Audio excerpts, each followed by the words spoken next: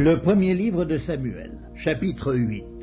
Lorsque Samuel devint vieux, il établit ses fils juges sur Israël. Son fils premier-né se nommait Joël et le second Abijah. Ils étaient juges à Beer-Shéba. Les fils de Samuel ne marchèrent point sur ses traces. Ils se livraient à la cupidité, recevaient des présents et violaient la justice. Tous les anciens d'Israël s'assemblèrent et vinrent auprès de Samuel à Rama. Ils lui dirent : « Voici, tu es vieux et tes fils ne marchent point sur tes traces. Maintenant, établis sur nous un roi pour nous juger, comme il y en a chez toutes les nations. » Samuel vit avec déplaisir qu'il disait : « Donne-nous un roi pour nous juger. » Et Samuel pria l'Éternel. L'Éternel dit à Samuel : « Écoute la voix du peuple dans tout ce qu'il te dira, car ce n'est pas toi qu'il rejette, c'est moi qu'il rejette, afin que je ne règne plus sur eux. Ils agissent à ton égard comme ils ont toujours agi depuis que je les ai fait monter d'Égypte jusqu'à ce jour. Ils m'ont abandonné pour servir d'autres dieux.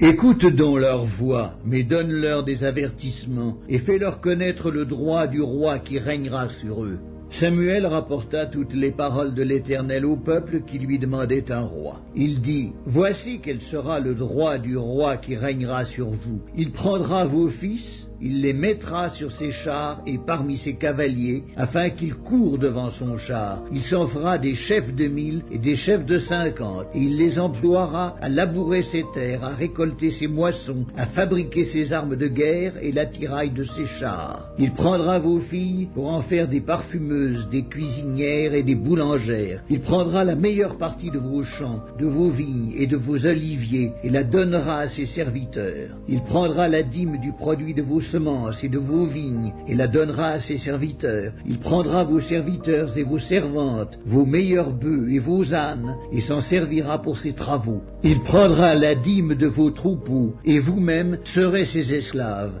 Et alors vous crierez contre votre roi que vous serez choisi, mais l'Éternel ne vous exaucera point. » Le peuple refusa d'écouter la voix de Samuel.